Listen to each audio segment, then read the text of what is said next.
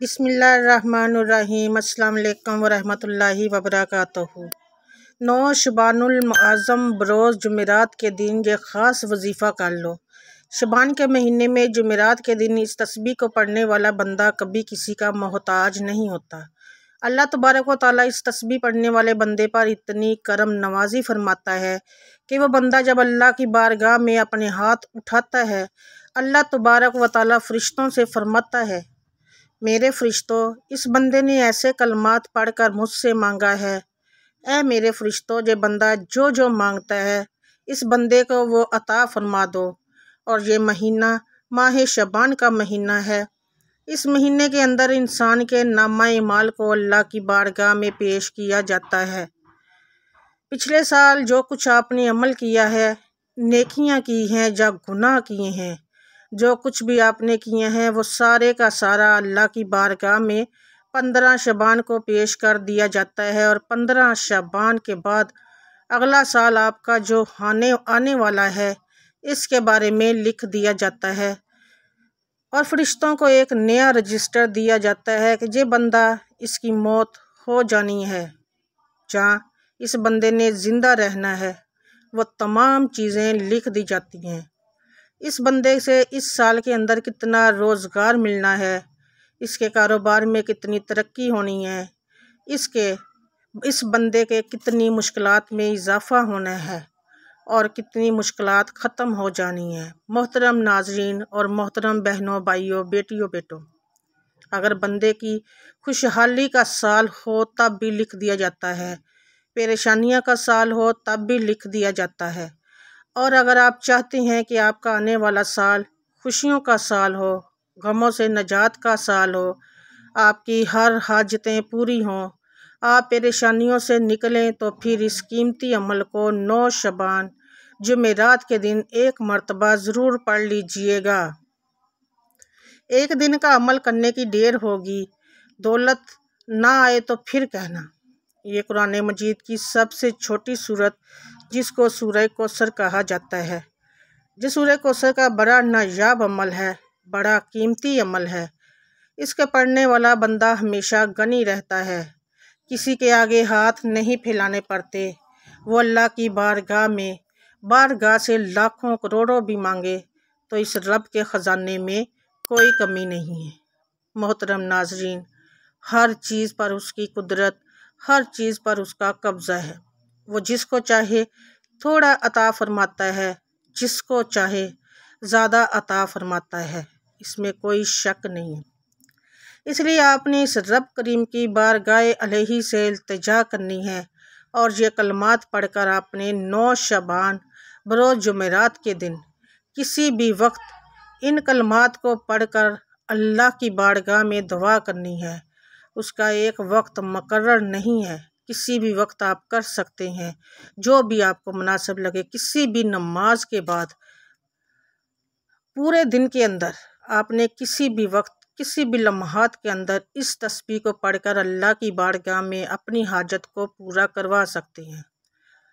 اگر آپ کو مالی پریشانی ہے، کوئی ویسے پریشانی ہے، اگر آپ کو اولاد کی وجہ سے کوئی پریشانی ہے، کاروبار کی وجہ سے کوئی پریشانی ہے، آپ کے گھر کے اندر کوئی مسائل، یا اللہ پاک ان کلمات کی برکت سے وہ پریشانی دور فرما دیتا ہے۔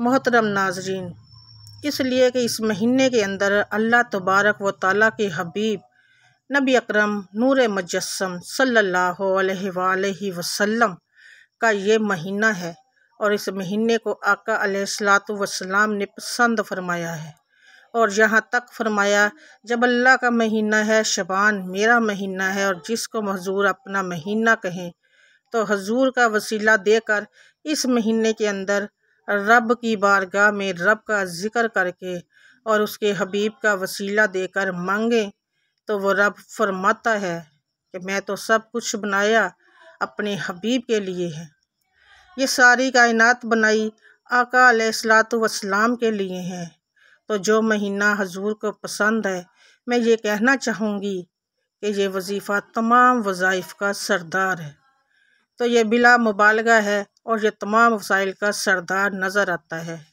اس لیے اس وظیفے کے بہت سے معجزات ہیں۔ اس واقعہ کے اندر اس وظیفے کو میں آپ کو جو بتا دوں گی کیونکہ اس سورہ کا شان نزول کچھ اس طرح سے تھا کہ شان نزول کے اندر ہی اس وظیفے کو بتا دیا جائے گا۔ محترم ناظرین، محترم بہنوں، بیٹیوں، آپ نے بس اس قیمتی وظیفے کو ہر ایک چیز کو سمجھ کر سوچ سمجھ کر کرنا ہے، کوئی بھی قیمتی بات کہیں رہ نہ جائے۔ اس لیے میں گزارش کر دیتی ہوں کہ آپ ویڈیو کو اول سے لے کر آخر تک مکمل دیکھیا کریں، کہیں سے بھی وظیفے کا کوئی حصہ رہ نہ جائے، مس نہ ہو جائے آپ سے، اور آپ اس کو صحیح طرح سے نہ کر سکیں اور آپ اس صحیح فائدے سے محروم رہ جائیں۔ جو بندہ یقین کا عمل کے ساتھ اس عمل کو کرتا ہے، انشاءاللہ اس دن ہی اللہ کی کرم نوازیاں اس بندے پر نازل ہونا شروع ہو جاتی ہیں۔ محترم ناظرین، سب سے پہلے آقا علیہ الصلوۃ والسلام کے ایک صحابی بیان فرماتے ہیں۔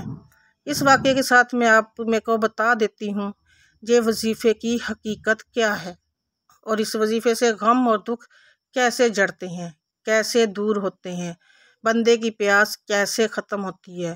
آقا علیہ الصلوۃ والسلام کے ایک صحابی بیان کرتے ہیں کہ آقا علیہ الصلوۃ والسلام اپنے بستر پر لیٹے ہوئے تھے اور اسے ہم سمجھ رہے تھے کہ جیسے آقا علیہ الصلوۃ والسلام بے ہوشی کے عالم میں ہے اور آقا علیہ الصلوۃ والسلام پر غشی طاری ہے، اور فرماتے ہیں اس کے بعد کچھ دیر کے بعد ہم نے دیکھا حضور علیہ الصلوۃ والسلام اپنے بستر سے اٹھے اور مسکرا رہے تھے، اور صحابہ بیان فرماتے ہیں کہ ہم نے آقا علیہ الصلوۃ والسلام کی بارگاہ میں عرض کی، یا رسول اللہ، یا رسول اللہ، یا رسول اللہ، مسکرانے کی کیا وجہ ہے، اس میں کیا حکمت ہے؟ تو آقا علیہ الصلوۃ والسلام نے فرمایا، میرے صحابہ، آپ جانتے نہیں اللہ کی بارگاہ سے میرے اوپر ایک ایسی صورت کا نزول ہوا ہے جس میں اللہ تبارک و تعالیٰ نے مجھے کوثر عطا فرمایا ہے۔ تو صحابہ نے عرض کیا، یا رسول اللہ، یا رسول اللہ، وہ کوثر کیا ہے؟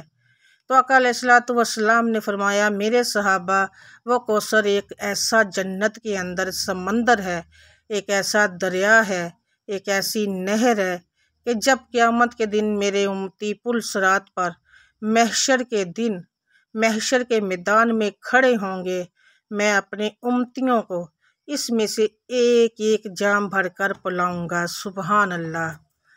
جو 50 سال کا ایک دن ہے، اس پورے دن کے اندر کبھی بھی میرے امتی کو دوبارہ پیاس نہیں لگے گی۔ سبحان اللہ! تو یہ صورت ایسی ہے، یہاں تک کہ صوفیہ فرماتے ہیں اگر رمضان المبارک کے اس مہینے میں بندہ روزے رکھے، اور اس مہینے اندر حضور کثرت کے ساتھ روزے رکھتے تھے اور فرماتے جو بندہ روزہ رکھنے کے بعد 7 مرتبہ اس سورت کو پڑھ لے، اللہ تبارک و تعالیٰ اس کی پیاس کی جو شدت ہوتی ہے، اللہ اس کی پیاس کی شدت سے محفوظ رکھ لیتا ہے۔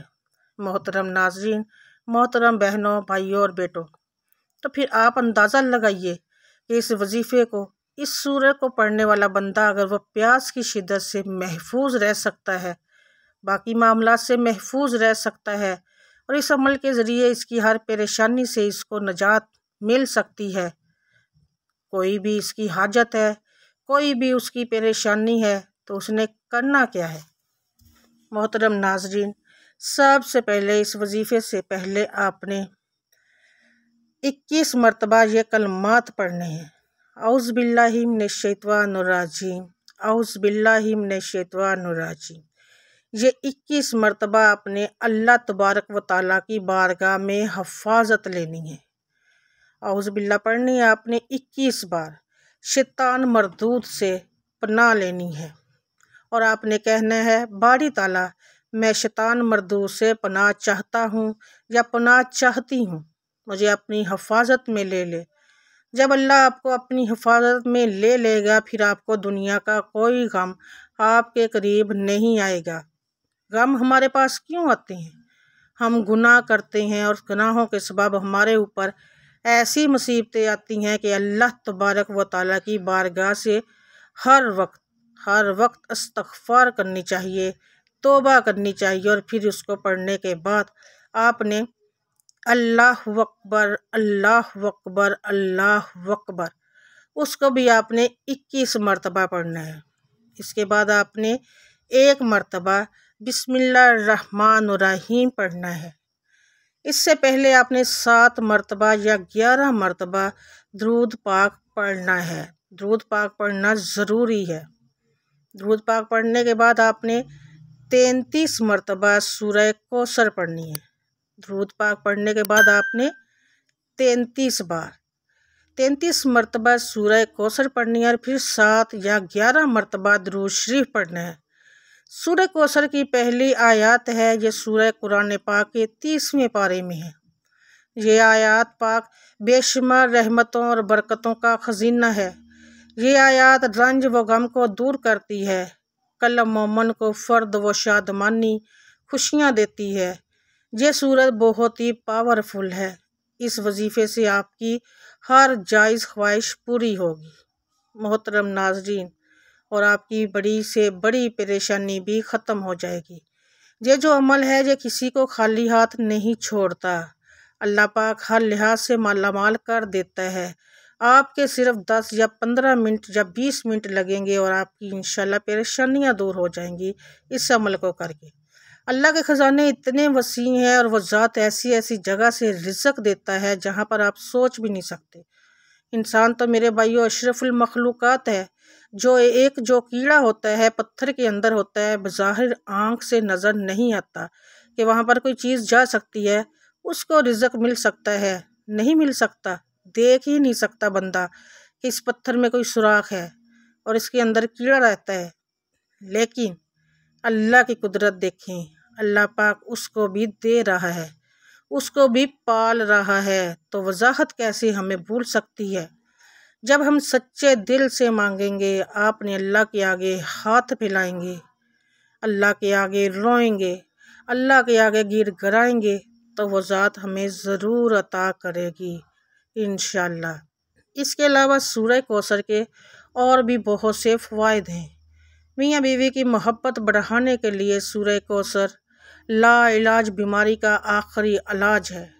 شیاطین جنات کے لیے عجیب و غریب چیز ہے۔ دشمنوں کی زبان بند ہوگی، رزق میں اب برکت ہوگی، پیسوں کی کبھی کمی نہیں ہوگی۔